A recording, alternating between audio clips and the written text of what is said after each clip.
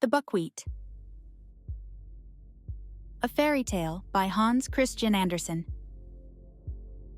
Very often, after a violent thunderstorm, a field of buckwheat appears blackened and singed, as if a flame of fur had passed over it. The country people say that this appearance is caused by lightning, but I will tell you what the sparrow says.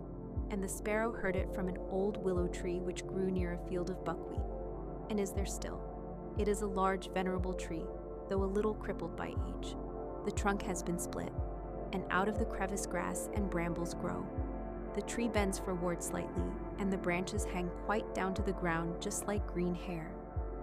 Corn grows in the surrounding fields, not only rye and barley, but oats, pretty oats that, when ripe, look like a number of little golden canary birds sitting on a bough.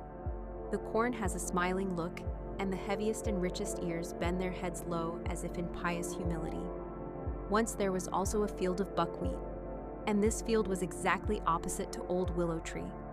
The buckwheat did not bend like the other grain, but erected its head proudly and stiffly on the stem. "I am as valuable as any other corn," said he, "and I am much handsomer. My flowers are as beautiful as the bloom of the apple blossom, and it is a pleasure to look at us. Do you know of anything prettier than we are, you old willow tree?" And the willow tree nodded his head as if he would say, "Indeed, I do."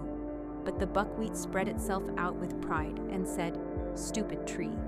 He is so old that grass grows out of his body." There arose a very terrible storm. All the field flowers folded their leaves together or bowed their little heads, while the storm passed over them, but the buckwheat stood erect in its pride.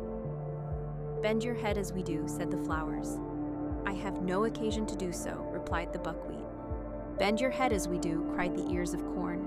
"The angel of the storm is coming. His wings spread from the sky above to the earth beneath. He will strike you down before you can cry for mercy." "But I will not bend my head," said the buckwheat. "Close your flowers and bend your leaves," said the old willow tree. "Do not look at the lightning when the cloud bursts. Even men cannot do that. In a flash of lightning, heaven opens, and we can look in, but the sight will strike even human beings blind. What then must happen to us, who only grow out of the earth, and are so inferior to them, if we venture to do so?" "Inferior indeed," said the buckwheat. "Now I intend to have a peep into heaven."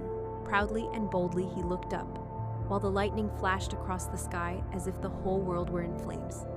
When the dreadful storm had passed, the flowers and the corn raised their drooping heads in the pure, still air, refreshed by the rain, but the buckwheat lay like a weed in the field, burnt to blackness by the lightning. The branches of the old willow tree rustled in the wind, and large water drops fell from his green leaves as if the old willow were weeping. Then the sparrows asked why he was weeping, when all around him seemed so cheerful. "See," they said, "how the sun shines and the clouds float in the blue sky.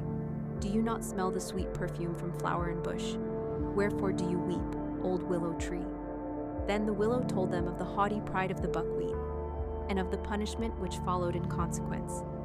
This is the story told me by the sparrows one evening when I begged them to relate some tale to me.